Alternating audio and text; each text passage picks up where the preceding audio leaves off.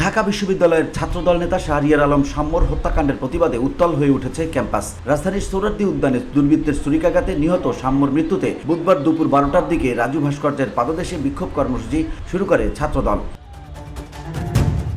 এই সময় সংগঠনের বিপুল সংখ্যক নেতাকর্মী উপস্থিত হয়ে ছাত্র হত্যার বিচার চাই, নিরাপদ ক্যাম্পাস আমাদের অধিকার, অ্যাকশন অ্যাকশন ডাইরেক্ট অ্যাকশন স্লোগানে প্রকম্পিত করে তোলেন বিশ্ববিদ্যালয় এলাকা। তারা উপাচার্য ও প্রক্টরের পদত্যাগ দাবি করেন, তাদের ব্যর্থতাকে এই হত্যাকাণ্ডের জন্য দায়ী করেন।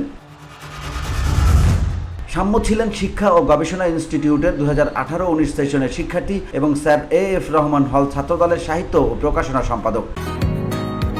বসুন্ধরা, উত্তরা, বনশ্রী, কুড়িল ও বাড্ডা সহ রাজধানীর বিভিন্ন স্থানে অভিজাত ও অত্যাধুনিক মানের ফ্ল্যাট কেনার এক নির্ভরযোগ্য প্রতিষ্ঠান প্লেজেন্ট প্রপার্টিজ লিমিটেড।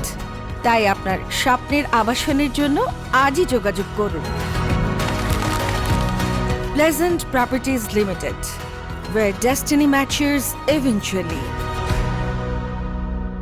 ঘটনার বিবরণে জানা যায়, মঙ্গলবার দিবাগত রাত 12টার দিকে সোহরাওয়ার্দী উদ্যানের মুক্তমঞ্চ সংলগ্ন রাস্তায় বাইক চালিয়ে যাওয়ার সময় আরেকটি বাইকের সঙ্গে সাম্যর সংঘর্ষ হয়। এ নিয়ে কথা কাটাকাটি এবং ধাক্কাধাক্কির এক পর্যায়ে প্রতিপক্ষের একজন ছুরিকাঘাত করে পালিয়ে যায়।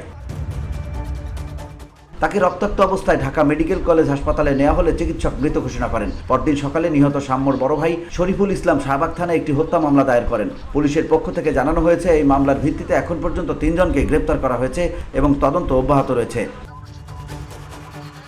VOD Bangla news desk.